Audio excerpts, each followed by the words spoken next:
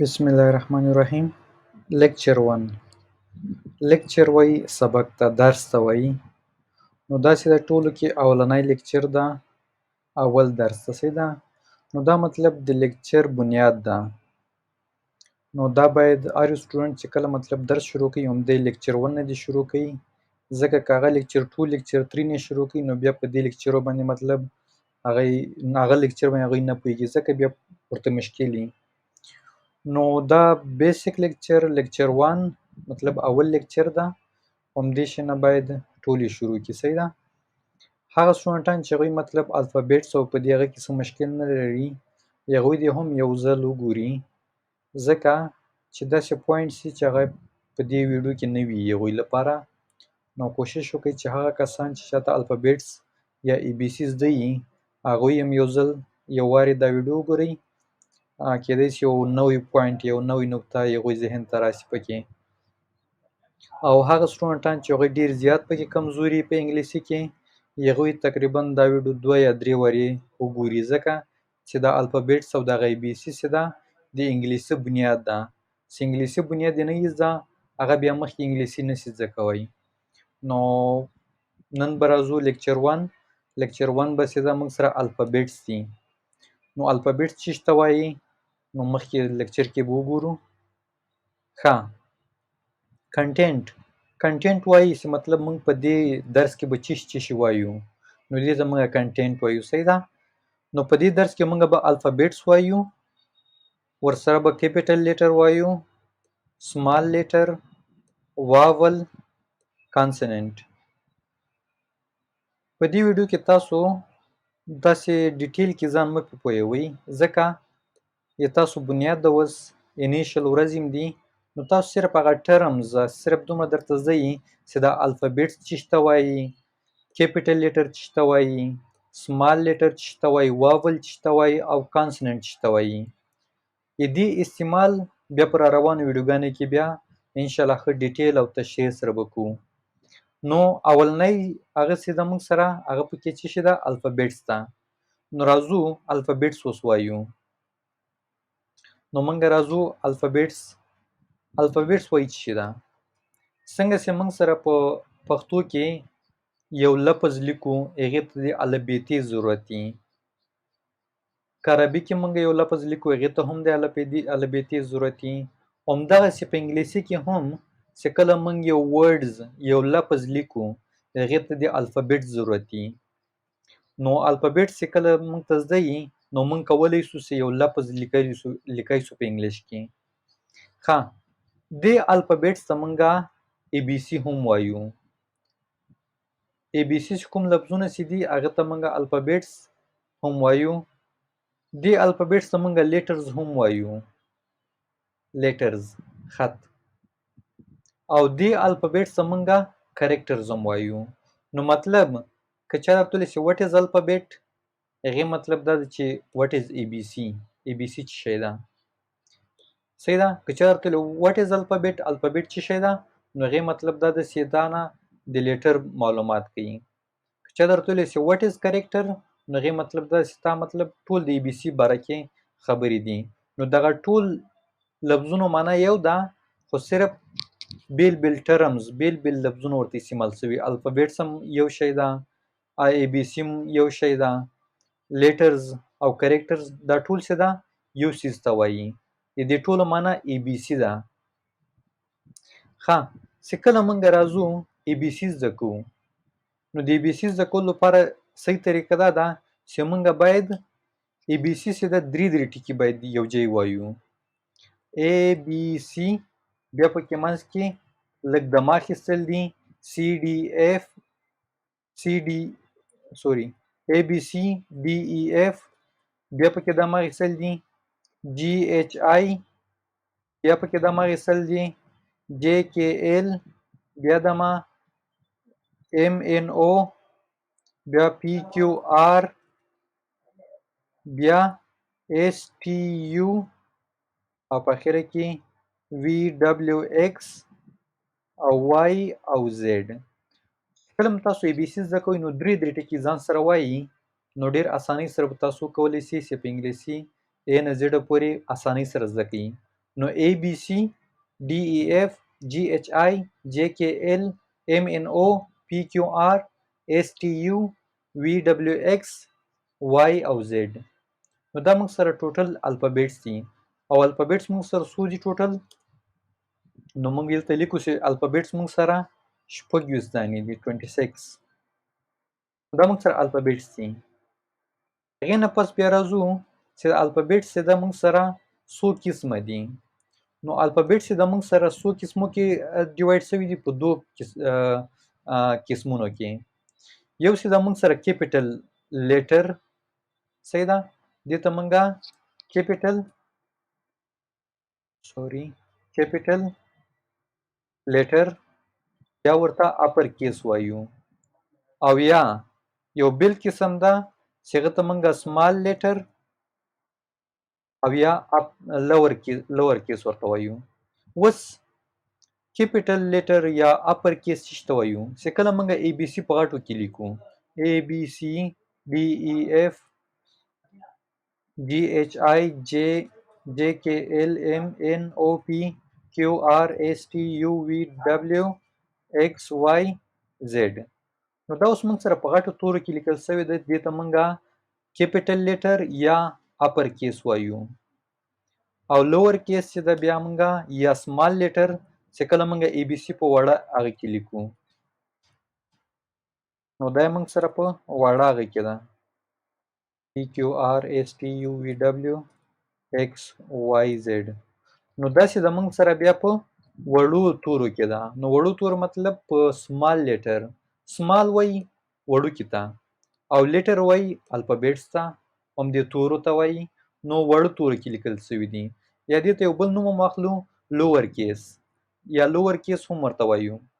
داسې د کیپیټل وایي غټ ته، بیګ غټ، او لیټر وایي د ای بي سی ته وایي لیټرز. نو دا موږ سره په غټو حروفو کې لیکل شوی ده او دا بیا موږ سره په وړو حروفو کې لیکل شوی. نو ای بي سی موږ په دواړو هغه کې لرو، په غټو حروفو کې او په وړو حروفو کې. نو ځکه موږ ورسره کیپیټل لیټر او سمال لیټر وایو. استعمال بیا په رستنیو ویډیوګانو کې ښیو چې د کیپیټل لیټر موږ کوم جانو کې استعمالو او سمال لیټر. دې نه علاوه بیا موږ سره دغه الفابیټس بیا په دوه ګروپونو کې ویشل شوی ده، په دوه ګروپونو کې تقسیم شوی ده، ډیوایډ شوی ده. کوم دي موږ سره؟ یو موږ سره واول دي او بل موږ سره کانسننټ دي. واول څه ته وایو؟ واول چې ده په اے بي سی کې چې ده موږ سره ا ده او بیا چې ده ای ده، بیا آی ده، بیا او ده، او اینډ یو.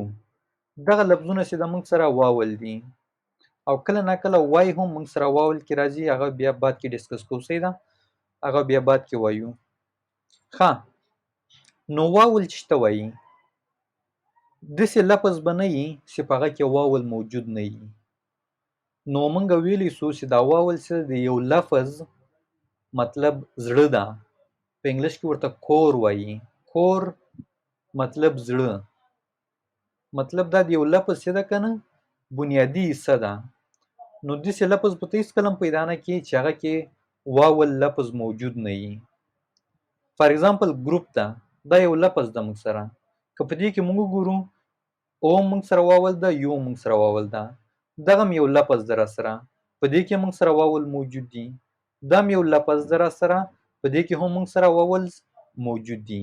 نو موږ ویلی سو چې هر هغه لفظ واول چې د هر یو لفظ کې مطلب هغه موجودیت لري. فار ایگزامپل یو لفظ لیکمه، مثال هی، دې کې اوس یو لفظ ده او لفظ کې موږ سره واول موجود ده. نو ویلی سو چې هر یو لفظ کې موږ سره یو دانه واول، یو یا یو نه زیات واول به خامخا موجود وي. ښه، دا خو موږ سره واول سول ای ای آی او یو. نور یې دې استعمال بیا انشاءالله په نورو ویډیوګانو کې کوو. اوس صرف تاسو دومره یاد کړئ چې واول تاسو سره کوم توري دي. چې کله زه وایم چې وټ از واول، نو تاسو راته وایي ای ای آی او یو، نو دا موږ سره واولز دي. دې نه علاوه چې څومره ای بي سی چې ده هغه ټول موږ سره څه شي ده؟ کانسننټ ده. نو دې نه علاوه چې سو A خو موږ سره واول سو نو B C D E بیا موږ سره واول دا F G H I موږ سره واول دا G J K L M N O موږ سره واول دا P Q R S T U هم موږ سره واول دا U V ورپسې بیا V W X Y Z نو واول نه علاوه څومره لفظونه راسي هغه موږ سره بیا څه دي هغه موږ سره کانسوننټ دي نو په دوه ګروپونو کې موږ ویشل کړي په واول کې ویشل دی دا او واول نه علاوه بیا موږ سره څه دي کانسوننټ دي نو دا موږ سره د واول او کانسوننټ په دوه ګروپونو کې موږ دغه ای بي سی ویشلې ده نو ان شاء الله تر دې پورې مشکل بنئ ان شاء الله را روانو ویډیو کې بیا موږ دې باره کې هغه کوو نو دې نه په علاوه بیا لږ شانتي هغه څه ده نو تاسو باید داسې چل وکړئ سټوډنټان انسټال د ګوګل کلاس روم تاسو بلار سي پلی سٹور ته موبایل کې پلی سٹور ته لاړ سي او پلی سٹور کې به تاسو ګوګل کلاس روم دغه نوم ورکړئ یو اپلیکیشن ده هغه به تاسو انسټال کړئ چې کله تاسو هغه اپلیکیشن انسټال کړئ په خپل موبایلو کې او اوکی کړئ نو هغه تاسو نه کوډ غواړي نو هغه کوډ به تاسو په دې وړه ای بي سی کې ورکړئ مطلب سمال لیټرز کې به ورکړئ DLT64 KZ نو په دې دا لفظونه به تاسو ورکړئ هغه ګوګل کلاس روم به تاسو سره جوین سي چې څنګه تاسو سره ګوګل کلاس روم جوین سو نو تاسو مهم شی څه ده اساینمنت کول دي اساینمنت وای هوم ورک ده هوم ورک وای کورنۍ وظیفه ده ګوره که تاسو اوس وګورئ په یوټیوب باندې مختلف شانتي ویډیوګانې شته انګلیش پښتو خو مهم شی چې ده تاسو باید هوم ورک مطلب په خپل کار وکړئ نو چې تاسو کله هوم ورک وکړئ اساینمنت وکړئ یا کورنۍ وظیفه وکړئ هغه بیا تاسو چیرته سبمیټ کړئ چیرته به هغه کړئ په هغه ګوګل کلاس روم کې مې بیل هغه ورکړی مثال کورنۍ وظیفه مې ورکړي چې دا په دې کورنۍ وظیفه کې تاسو باید دا شی وکړئ په دې کورنۍ وظیفه کې باید دا شی وکړئ صحیح ده نو هغې لپاره مې خپل معلومات ورکړي چې دې هوم ورک یا په دې کورنۍ وظیفه کې څه کول دي دریم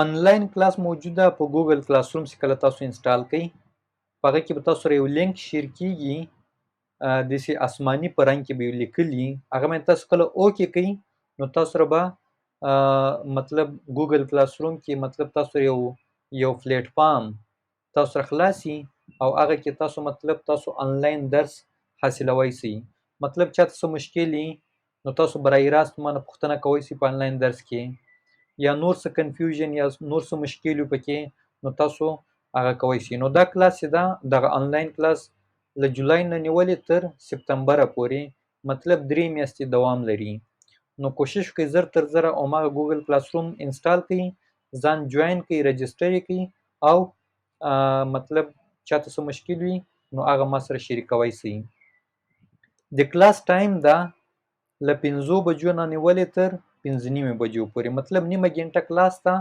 او هغه کې لږ درس ورکول دي محصلینو ته د افغانستان په ټایم باندې او بل سبسکرایب یوټیوب چینل نو دا یوټیوب چینل چې دا تاسو ځان سره خامخا سبسکرایب کړئ ځکه په دې هغه کې څه ده کنه هغه ټول اپلیکیشن هر هغه شی چې مطلب زموږ کلاس لپاره ضرور دي هغه ټول په ښه ډیټیل سره ډیسکس شوي دي مطلب ښودل شوي دي پکې او هغه محصلین چې مطلب ډیر زیات کمزوري هغه خو خامخا سبسکرایب کړئ ځکه چې هغوی چې کله مثال په کلاس کې په آنلاین کلاس کې په چیز باندې پوه نسی نو هغه باید هغه ویډیو بیا زه په یوټیوب باندې چلوم نو هغه یوټیوب نه مطلب هغوی درس حاصلوي سي بله خبر دا ده چې خپل ملګرو سره دې باره کې معلومات شریک کړئ دغه ویډیو هم ځان سره ورسره شریک کړئ چې مطلب دې نه څه فایده حاصله کړي او بل خبر دا ده چې واچ د ویډیو داسې دا ویډیوګانې وکړئ نو دا باید په یو سیکوینس کې تاسو وګورئ سیکوینس مطلب دا ده چې اول به لیکچر وای درس ته اولنی درس به ګورئ بیا به ورپسې دوم درس ګورئ بیا به دریم درس ګورئ که مثال تاسو څلورم درس ډایرکټ ګوري او دا درسونه نه کتلی نو تاسو په دې درسونو کې مطلب زیات مشکل ولرئ. نو کوشش وکړئ لیکچر 1 نه شروع کړئ، لیکچر 2 بیا لیکچر 3 لیکچر 4 اینڈ سو آن. امید لرم تر اوسه پورې څه مشکل نه لرئ. او اساینمنت ګوګل کلاس روم جوین کړئ او اساینمنت هم وکړئ. هغه کې مې اساینمنت ورکړی دا. اساینمنت کې کول چې ول تاسو به کورنۍ وظیفه کې دا وکړئ چې تاسو به اي بي سي ولیکئ او بیا به د اي بي سي په غټو تورو کې ولیکئ، بیا په وړو تورو کې ولیکئ، واول به ولیکئ او کانسوننت به ولیکئ او دغه عکس به واخلئ او مغه ګوګل کلاس روم کې به سبمیټ کړئ، مطلب هغه ته به اپلوډ کړئ. نو زه کتلی سم چې دا اساینمنت کې مطلب څومره غلطیانې دي او څومره صحیح ده.